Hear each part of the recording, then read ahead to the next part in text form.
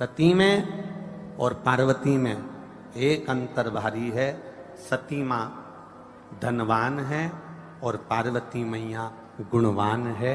इसलिए पूरी दुनिया में जितने भी व्रत हैं, पूरी भारत की भूमि पर जितने व्रत होते हैं, कोई व्रत लक्ष्मी जी का नहीं है।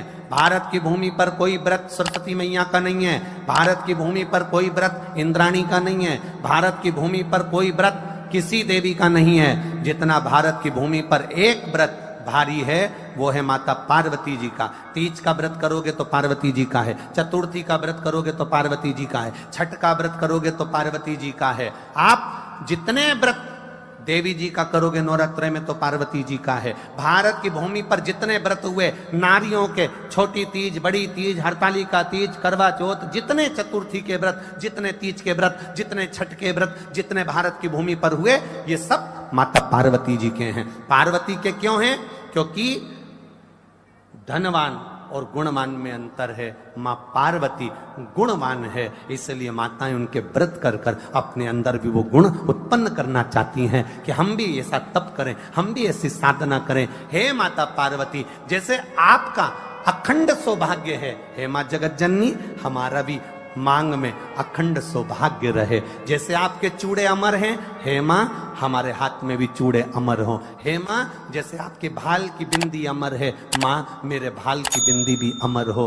हे माँ जैसे आपके नैनों का सुरमा, बालों का गजरा अमर है, हे माता पार्वती हमारे भी नैनों का सुरमा और बालों का गजरा अमर कर देना। बस इतनी सी कृपा नारी माता पार्वती से मांगा करती है, माँ पार्वती से चाहती है। सूचक वस्तुओं का जो दान करता है वो जीवन में कभी विधवा नहीं होता। महाराज वो 8 वस्तुएं बताई हैं। पहला कुमकुम, दूसरा पुष्प, चाहे लाल हो, चाहे सफेद हो, चाहे पीला हो, पुष्प कोई भी हो। तीसरे नंबर पर है चंदन। चौथे नंबर पर है तांबुल, 5वें नंबर पर है काजल। छठे नंबर पर है ईख। क्या बोलते हैं यहां पर ईख को? क्या बोलते हैं? गन्ना, ईख। 7वें नंबर पर है लौंग, खाने वाली जो लौंग होती है, लौंग। और 7वें नंबर पर है, 8वें नंबर पर है जीरा। कहते हैं चैत्र महीने की तृतीया तिथि को बिना नमक का भोजन कर कर, सुबह बिना नमक का भोजन करें, एक समय फलाहार करें बिना नमक का, और तुलादान के बराबर एक पलड़े में अपन बैठकर 8 वस्तुएं तुला की रख कर जो दान दे देता है वो नारी कभी विधवा होकर नहीं जाती, 7 जन्म तक अखंड सौभाग्यवती रहती है। अखंड सौभाग्य कार्य करेंगी तो भी सौभाग्य की सामग्री देंगी। सौभाग्य की सामग्री का दान क्यों किया जाता है? सौभाग्य सूचक वस्तुओं का दान क्यों किया जाए? सौभाग्य की वस्तुएं क्यों प्रदान करी जाती है, क्यों दी जाती है? उसका कारण क्या है?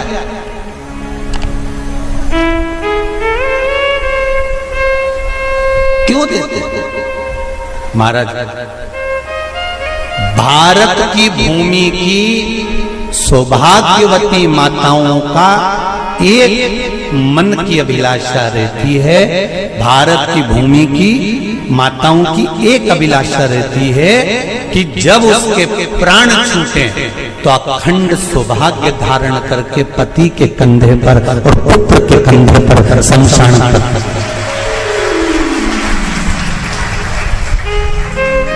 ये भारत की भूमि की माताओं की सोच, उनके मन का संकल्प, उनके मन का भाव।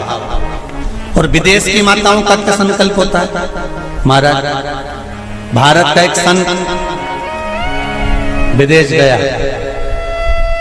और भारत के संत जब विदेश गए तो वहां पर एक मां, एक स्त्री पति की कब्र के पास में बैठकर पंखा कर रही थी।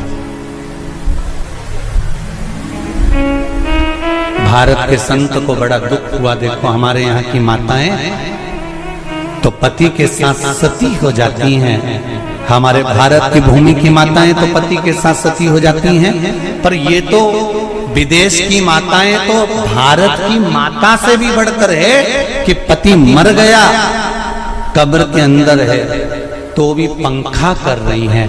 ये तो इनसे भी बड़ी है, भारत की माता से भी बड़ी ये विदेश की माता। तो भारत के संत से रहा नहीं गया और भारत के संत ने जाकर पूछ लिया विदेश की माता से, माँ जी एक बात बताओ, हमारे यहाँ पति के साथ पत्नी सती हो जाती है, वो प्रथम गिनती में आती है, पर तुम तो उससे भी बड़ी हो कि पति मर गया उसके बाद भी उसकी कब्र को पंखा कर रही हो। इतने में विदेश की माता ने कहा, मैं पति को पंखा नहीं कर रही, हमारे यहाँ नियम है जब तक पति की कब्र नहीं सूख जाए हम दूसरी शादी नहीं कर सकते, इसलिए पंखे से सुखा रहा।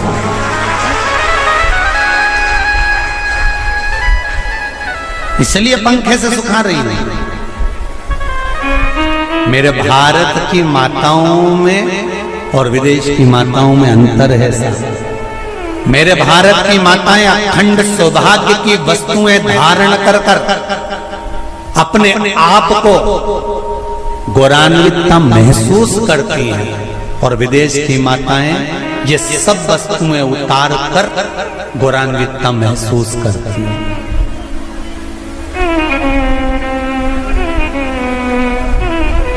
क्यों देते हैं चूड़ी का दान, क्यों देते हैं बिंदी का दान, क्यों देते हैं अखंड सौभाग्य का दान? किस महाराज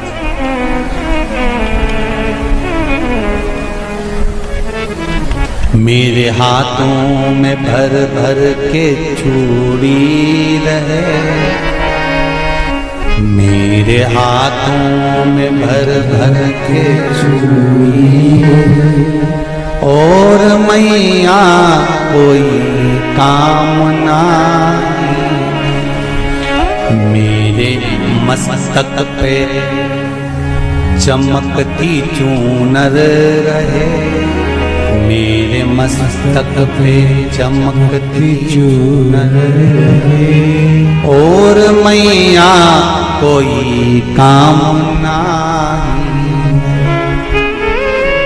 मेरी मांगों में भर भर के सिंदूर रहे, मेरी मांगों में भर भर के सिंदूर रहे, और मैया कोई कामना नहीं मेरे पाँव में बिछुड़ी का जोड़ा रहे। एक बिछुड़ी नहीं, कितनी? 2, 3, 4, 5, एक एक पाँव में जोड़े से बिछुड़ी होना चाहिए, केवल एक नहीं, सिंगल नहीं। वो तो आजकल का फैशन हो गया महाराज, जो केवल एक बिछुड़ी धारण कर लो उसी में फैशन दिखे। श्रावण की शिव महापुराण की कथा कहती है, जब बेटी को विदा करा जाता है और पहली बार बेटी के पांव में जब बिछुड़ी डाली जाती है, तो वो बिछुड़ी भी अलग अलग नहीं होती, उस बिछुड़ी के जोड़ को चेन से एक दूसरे से बंधा हुआ होता। बोला सही है कि गलत? जितने आस्था चैनल पर कथा सुन रहे हैं, जितने फेसबुक पर सुन रहे हैं, यूट्यूब पर सुन रहे हैं, सुन लेना कि मेरे भारत की माताओं का जब पाणी ग्रहण संस्कार किसी बेटी का होता है, उसके पांव में जब पहली बार बिछुड़ा पिनाया जाता है, बिछुड़ी पिनाई जाती है, तो वो बिछुड़ी भी एक दूसरे से बंधी हुई होती है, चेन से बंधी हुई होती है। उसको अलग अलग वाली बिछुड़ी शादी के मंडप में नहीं पहनाई जाती। क्यों? जैसे ये बिछुड़ी एक दूसरे से पांव में बंधी हुई है, तुम्हारी जिंदगी अंतिम श्वास तक ऐसी ही बंधी है, यही वर्णन है। तो अब माताओं ने थोड़ा सा फैशन चेंज कर दिया, अब पांव में ज्यादा बिछुड़ी नहीं पहनती, गड़ती है, चुभती है, एक बिछुड़ी धारण है।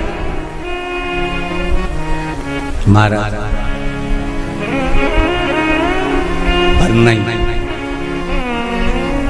बिछुड़ी भी दो हो, जोड़े से हमारी माताएं, भारत की भूमि की जो माताएं हैं, ये चूड़ी भी हाथ में पहनती है तो जोड़े से पहनती है। बोलो जैसा सही है कि गलत है? एक अकेली चूड़ी माताएं हाथ में धारण नहीं करती हैं। अगर भारत की भूमि की संस्कारित माताएं हैं और भारत की भूमि की सभ्यता और संस्कृति को जानती है तो अकेली चूड़ी नहीं, जोड़े की चूड़ी पहनेगी, 2 चूड़ा डालेगी, 4 डालेगी, 12 डालेगी, पर सिंगल नहीं, अकेले। और सरल भाषा में समझ लो, हमारे यहां ठेले पर लेने जाओ तो जो केले अपन खाते हैं वो भी सिंगल नहीं देते, उसको भी जोड़े से दिया जाता है। 2 दूं की, 12 दूं की, आधी दर्जन दूं की, 1 दर्जन दूं। अब अंदाजा लगाइए। हमारे यहां देने का भी एक भाव है।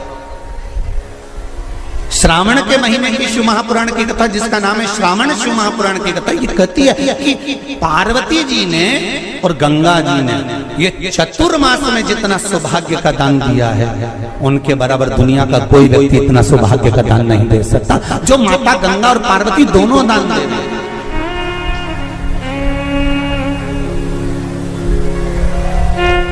प्रतिदिन दे रहे हैं।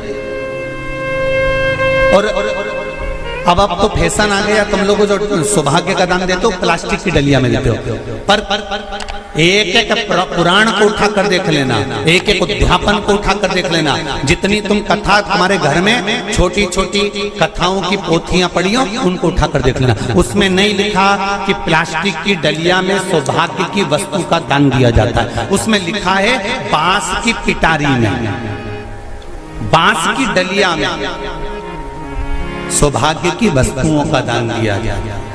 क्यों?